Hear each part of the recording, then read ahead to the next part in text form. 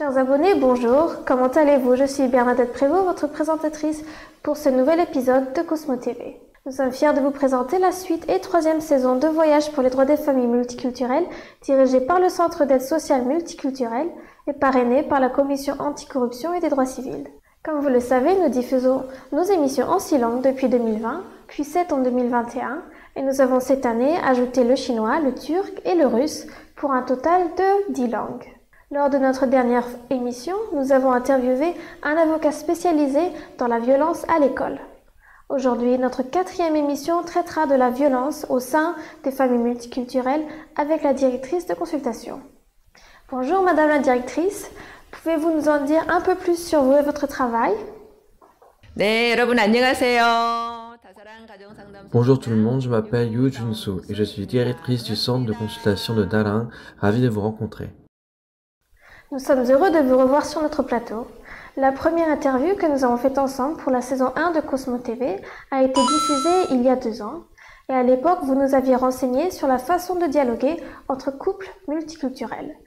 Nous avons entendu dire que vous avez publié un livre depuis notre dernier meeting. Pouvez-vous nous dire de quoi traite votre livre?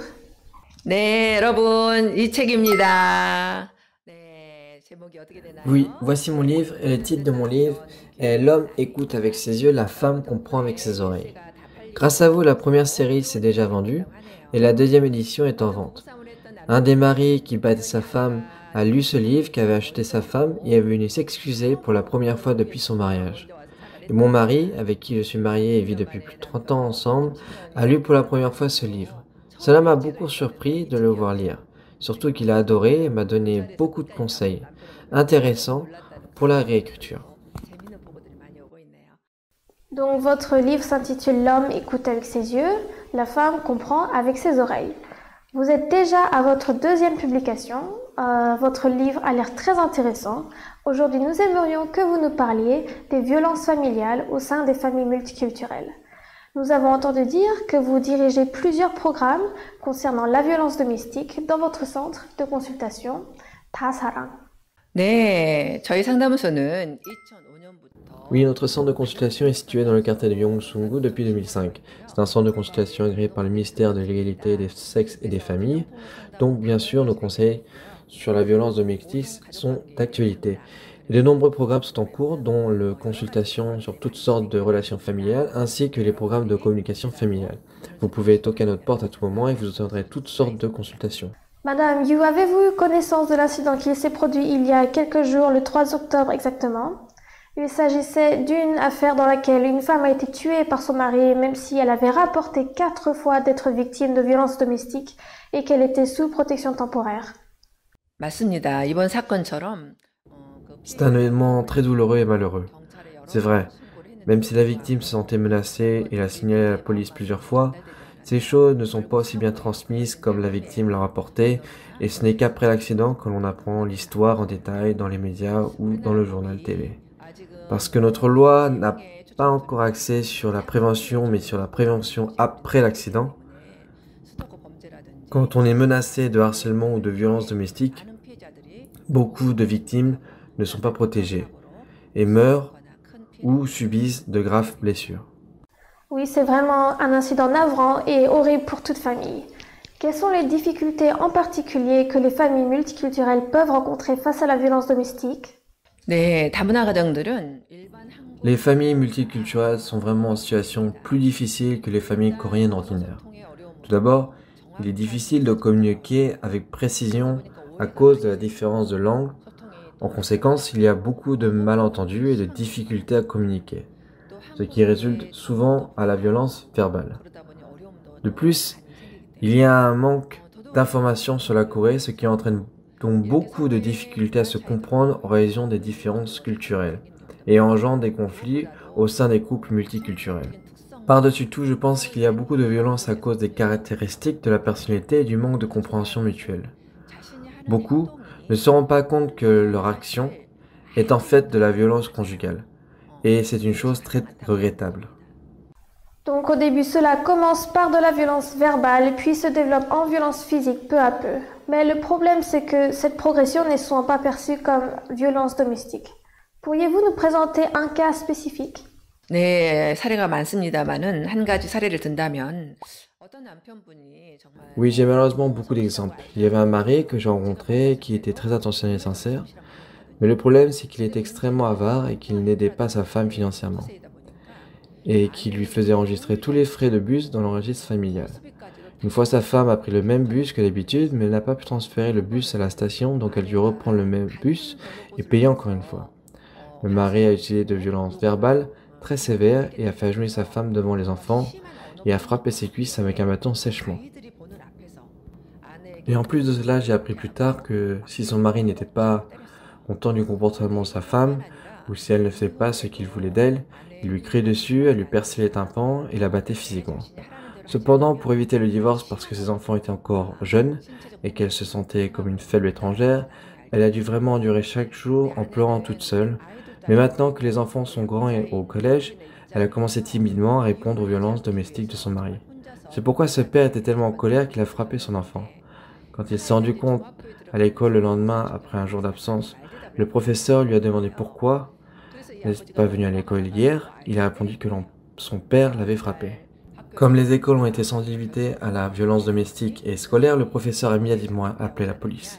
Les écoles, les organismes de protection sociale, les hôpitaux, tous ceux qui sont en relation avec les jeunes ont pour obligation de déclarer et rapporter toutes sortes de violences. Il s'en va de même pour les centres de consultation. Après avoir rencontré ce collégien, nous avons appris que la violence du père durait depuis très longtemps et que ce jeune avait aussi une vidéo de son père qui frappait sa mère. Il a été arrêté directement sur son lieu de travail et a été immédiatement placé en détention.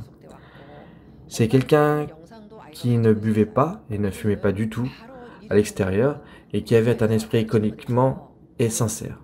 Personne ne connaissait vraiment quelle sorte de personne il était, mais il était en fait un homme qui voulait contrôler sa famille à l'extrême et qui agissait très violemment à la maison. Cette épouse a fini par porter plainte pour violence domestique et pendant longtemps, cette mère et ses enfants ont été protégés et ont eu des consultations plusieurs fois. Les enfants ont fermement refusé de vivre avec leur père, donc le divorce a été prononcé. Cette mère qui a enduré les abus et violences pour protéger sa famille et ses enfants, qui ont choisi de quitter leur père, a provoqué un déchaînement de rancune et de la colère de ce dernier. Le mari pensait travailler dur pour sa famille, économiser dur et préparer l'avenir de sa famille, mais ce qu'il faisait subir à sa femme et à ses enfants, les êtres qu'il était censé protéger et chérir, étaient totalement centrés sur un but égoïste. C'était un événement très douloureux et malheureux. C'est un récit vraiment désolant, mais c'est une bonne chose que cela se soit fini par un divorce avec ce père de famille violent verbalement, physiquement et extrêmement contrôleur. Y a-t-il d'autres types de violences qu'une personne peut faire face dans une relation abusive? 네, 우리가 일반적으로 뭐 가정폭력이 일어났다 그러면 흔히 생각하는 Oui, il y en a beaucoup. Qu'est-ce que vous pensez habituellement quand on vous demande ce qu'est une victime de violence domestique? Une personne qui est frappée physiquement. C'est vrai, n'est-ce pas? La violence est souvent perçue comme de la violence physique, mais c'est hélas beaucoup plus que cela. Je n'ai jamais frappé ma femme ou mes enfants, mais c'est vrai que j'insulte souvent, ne donne pas et contrôle l'argent, ne contrôle aucune de mes émotions et crie fort, etc. Cela est de la violence. Donc il y a beaucoup de violence physique, économique, émotionnelle et verbale. Vous ne devez pas penser que c'est juste physique. Il semblerait que les facteurs conflictuels familiales sont assez différents dans les familles multiculturelles comparées aux familles coréennes ordinaires. Quelle est selon vous la principale cause de violence familiale dans les familles multiculturelles? 네, 케이스마다 다르지만 일단 주로 남편분들 Cela varie d'une affaire à l'autre. Mais les maris sont souvent les principaux auteurs. De plus, il y a des familles qui vivent avec leurs beaux-parents et qui peuvent souvent engendrer de nombreux conflits, qui finissent en violence domestique. Mais la vraie première raison vient le plus souvent du mari. Il faut savoir que beaucoup de ces époux ont beaucoup de mal à contrôler leurs émotions. Donc, s'il y a quelque chose qui ne leur a pas plu, ils ne retiennent aucune violence physique, verbale ou économique, et le pire, c'est qu'ils n'ont pas l'impression de faire quelque chose de mal. De plus, comme ils ont grandi dans des cultures différentes, leur façon de penser et leur bon sens s'opposent. À cause de ces différences, les maris se permet de juger et contrôler leurs partenaires ainsi que leurs biens. D'après votre expérience, la raison principale de violence vient en particulier des maris. Pouvez-vous profiter de cette occasion pour dire quelques mots de prévention aux auteurs criminels de violences domestiques? 네, 우리는 모두 행복해지기 위해서 결혼을 선택했죠. Nous avons dans l'ensemble tous choisi de nous marier pour être heureux. Mais c'est une des plus grandes blessures, de la plus grande criminalité qui soit jamais infligée, que d'exercer la violence sur la famille. Vous êtes censé aimer et protéger. Vous devez vraiment reconnaître que la violence est un crime. La violence est un crime. Parce que nous avons une relation indissociable avec notre famille, il y a de nombreux cas où les blessures peuvent durer toute une vie et blessent vos enfants à tout jamais. Ce que je veux demander aux auteurs de crimes, c'est qu'en cas de conflit familial, ne vous disputez pas et venez nous consulter directement dans notre cabinet. Il est important de venir nous voir pour une consultation, parce que la plupart des couples, même s'ils sont ensemble depuis plus de 30 ans, 20 ans, 30 ans, ne connaissent pas assez et peuvent surmonter les difficultés que par de l'aide d'un professionnel. Parce que la plupart des violences sont causées par l'ignorance et l'incompréhension de l'autre, la communication et l'aide d'un expert vous sera d'une grande aide quand vous vous sentirez énervé, en colère et que vous n'êtes pas d'accord avec quelque chose. Donc en cas de difficulté, ne vous disputez pas avec votre famille, mais appelez-nous simplement à notre cabinet. J'ai un problème. Qu'est-ce que je pourrais faire pour arranger les choses? Oui, c'est vrai qu'il est important de consulter un professionnel du métier pour être guidé et conseillé professionnellement. Pouvez-vous cette fois partager quelques conseils pour les victimes souffrant de violences domestiques? 네, 조금 전에도 말씀드린 것처럼 가정폭력은 Oui, comme je l'ai dit plus tôt, la violence domestique est un crime. On ne peut qualifier cela de dispute de couple. La violence domestique est un crime. C'est pour ça rien ne s'améliorera si vous continuez à endurer ce train de vie. Parce que cela deviendra de plus en plus grave et de plus en plus invisible aux yeux des autres. Il ne faut jamais rester dans ce genre de situation. Il est essentiel de le signaler à la police dès le début. C'est un train de vie très dangereux parce que cela devient une habitude après plusieurs fois. Si vous appelez le 15 77 13 66, vous pouvez trouver des interprètes de votre pays. Par exemple, si vous êtes thaïlandais, vous avez juste à demander de parler avec un consultant thaïlandais. Nos consultants thaïlandais sont vraiment bien. Mais si c'est une situation urgente, vous devez immédiatement appeler la police au 112 en cas de danger. Il y a des gens qui manquent beaucoup d'empathie, qui ne maîtrisent pas bien leur colère. Si vous ne faites que reporter ou signaler ces personnes à la police et que la police ne prend que des mesures provisoires, eh bien cela terminera souvent comme l'événement tragique qui s'est produit le 4 octobre. Cette jeune femme pensait que son mari ne l'approcherait plus parce qu'elle avait signalé à la police, que celui-ci avait pris des mesures temporaires de protection ainsi que l'interdiction d'approcher la victime avec l'ordre de restriction de communication. Mais son bourreau l'a quand même poursuivi jusqu'à son lieu de travail. Il est donc très important que vous vous réfugiez rapidement dans un lieu sécurisé, car il y a des gens qui ne savent pas contrôler leur colère. Dans ce cas, il est donc très important de se présenter au 112 et d'être rapidement protégé par un abri avec l'aide de la police. Cependant, quand vous appelez ou que vous allez au commissariat, l'officier vous demande quelles sanctions ou peines vous souhaiterez poursuivre. Beaucoup d'épouses sont surprises que leur mari puisse finir en prison et répondent non, non, non, c'est bon, pas de châtiment. Cela est une très mauvaise démarche et vous faites revenir à la case départ. Les crimes du mari restent impunis et c'est retour à la case départ. Vous devez d'abord vous présenter à la police, vous réfugier dans un abri et ensuite vous décidez d'engager une poursuite ou non. Pendant que nous aidons votre mari durant nos consultations pour décider s'il veut récupérer sa famille ou mettre fin à ce processus, rentrez chez vous et récupérez des choses comme votre passeport, votre carte d'identité, votre argent d'urgence, des choses comme des vêtements légers. Si votre mari était violent, il est important de se préparer à éviter de revenir chez vous à tout moment. La première chose à se rappeler est sentiment d'être en danger, appelez le 112. D'accord ? Merci d'avoir partagé conseils et guidances pour les auteurs et nos victimes de violences domestiques. Aimeriez-vous partager autre chose avec nos téléspectateurs de Cosmo TV? 네, 사랑하는 여러분, 우리는 모두 행복하게 살길 원하지만 Oui, chers amis, nous voulons tous vivre heureux. Pour vivre heureux, nous avons besoin de nous respecter les uns et essayer de nous adapter. Rappelez-vous que si les parents se disputent et se battent tout le temps, l'âme de vos enfants devient faible, malade et meurt éventuellement. Les parents sont les racines de leurs enfants. Quand les racines pourrissent, les fruits ne peuvent pas s'épanouir à cause des racines qui sont pourrissantes. C'est très vaillant de gagner de l'argent et de vouloir bien élever vos enfants, mais ce n'est pas ce qui compte. Ce qui est le plus important, c'est que maman et papa se respectent et s'aiment.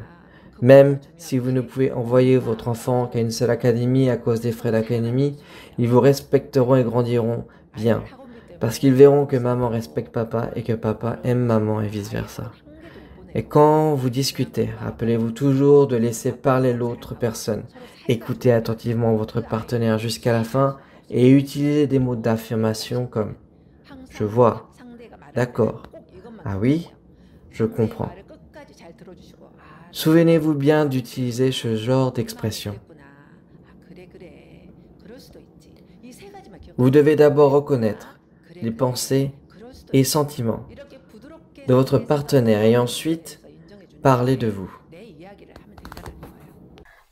Merci beaucoup. Nous ne manquerons pas d'utiliser ces mots d'affirmation positive avec nos partenaires.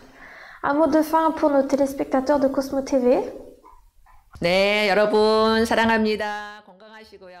Merci à tous et tous mes vœux de bonne santé. Soyez heureux, communiquez et n'exercez pas de violence. Merci, n'oubliez pas de vous abonner et de liker cette vidéo. Merci Madame Yu Jang-sun, directrice de consultation, de nous avoir renseigné sur la violence domestique dans les familles multiculturelles à travers vos nombreuses expériences. Merci beaucoup d'avoir pris le temps de nous accorder cette interview malgré votre emploi du temps chargé. Chers téléspectateurs de Cosmo TV, comme vous l'avez appris aujourd'hui, il y a différentes formes de violence domestique dans les familles coréennes. Mais le nombre grandissant de familles multiculturelles sont tous les jours exposées à la violence domestique à cause des différences de culture et de langue. Si vous êtes victime de violences domestiques, n'oubliez pas de téléphoner au numéro 15 77 13 66 ou 112. Et n'oubliez pas de partager ces numéros aux personnes issues de familles multiculturelles autour de vous. Merci encore à notre invité aujourd'hui ainsi que les différents programmes de soutien mis en place par Tasarang. Nous sommes également en train de préparer une 5e émission destinée aux familles multiculturelles pour notre 3e saison de Cosmo TV. N'oubliez pas d'appuyer sur le pouce bleu et de vous abonner. J'espère vous revoir très bientôt sur Cosmo TV. Prenez soin de vous. 사랑합니다.